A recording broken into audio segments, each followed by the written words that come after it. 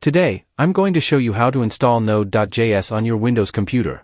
First, open your favorite web browser and go to the official Node.js website. Once you're on the Node.js website, you'll see the LTS version available for download. LTS stands for long-term support, and this version is the best choice because it's more stable. Click on the green button that says LTS. This will download the Node.js installer for Windows.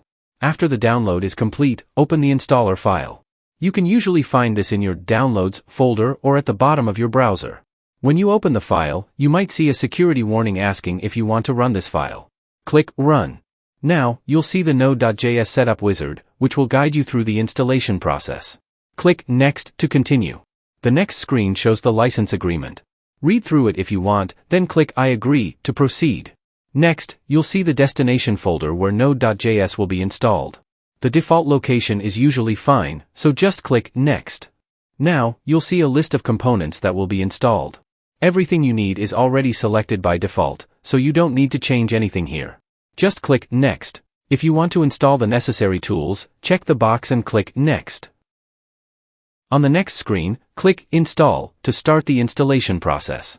The installer will take a few moments to install Node.js on your computer.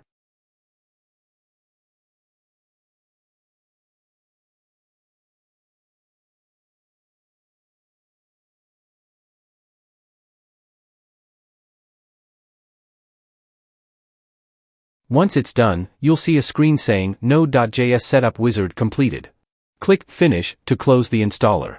Node.js is now installed on your computer. But before we finish, let's make sure everything is set up correctly. Open the Start menu and type CMD to open the command prompt. Click on Command Prompt to open it. In the command prompt, type Node V and press Enter. This command checks the version of Node.js installed on your computer. You should see a version number displayed, which means Node.js is installed correctly. Next, let's check NPM, which is Node's package manager. Type NPM V and press Enter. You should see another version number for NPM. If you see both version numbers, you're all set. That's it for this video. I hope you found this video helpful.